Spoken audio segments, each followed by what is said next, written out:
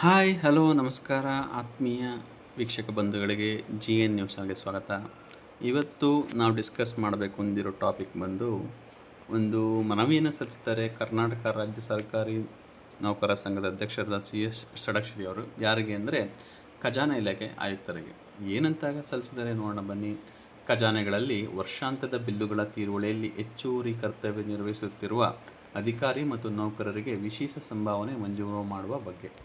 ನಿಮಗೆಲ್ಲ ತಿಳಿದಿದೆ, ನಮ್ಮ ಸ್ಯಾಲ್ರಿ ಆಗಲಿ ಅಥವಾ ಯಾವುದೇ ಆಫೀಸ್ ಬಿಲ್ಗಳಿರಲಿ ಏನೇ ಆಗಲಿ ಟ್ರೆಜರಿ ಮುಖಾಂತರ ಪೇ ಆಗುತ್ತೆ. ಈ ಟೈಮ್ನಲ್ಲಿ ಅವ್ರಿಗೆ ತುಂಬ ಪ್ರೆಷರ್ ಇರುತ್ತೆ. ಅದಕ್ಕೋಸ್ಕರ ಒಂದು ವಿಶೇಷ ಭತ್ಯೆ ಅಥವಾ ಏನು ಸಂಭಾವನೆಯನ್ನು ಅವ್ರಿಗೆ ನೀಡಬೇಕು ಅನ್ನೋ ಥರದಲ್ಲಿ ಒಂದು ಮನವಿಯನ್ನು ಬರೆದಿದ್ದಾರೆ ನೌಕರ ಸಂಘದ ಅಧ್ಯಕ್ಷರು.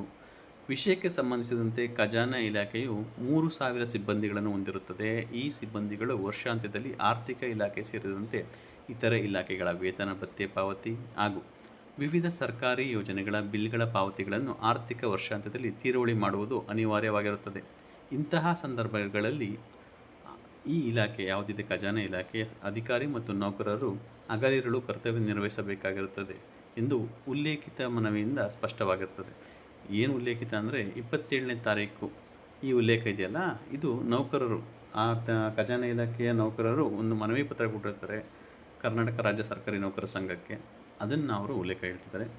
ಮುಂದುವರಿದು, ಈ ಹಿಂದೆ 6ನೇ ವೇತನ ಆಯೋಗದ ಶಿಫಾರಸಿನಲ್ಲಿ ಇಲಾಖೆಯಲ್ಲಿ ಹೆಚ್ಚುವರಿ ಕರ್ತವ್ಯ ನಿರ್ವಹಿಸುತ್ತಿರುವ ಅಧಿಕಾರಿ ಮತ್ತು ನೌಕರರಿಗೆ ಮಾಸಿಕ ಮೂಲ ವೇತನದ ಅರ್ಧ ಮೊತ್ತವನ್ನು ವಿಶೇಷ ಸಂಭಾವನೆಯಾಗಿ ಮಂಜೂರು ಮಾಡಲು ಶಿಫಾರಸು ಮಾಡಲಾಗಿರುತ್ತದೆ.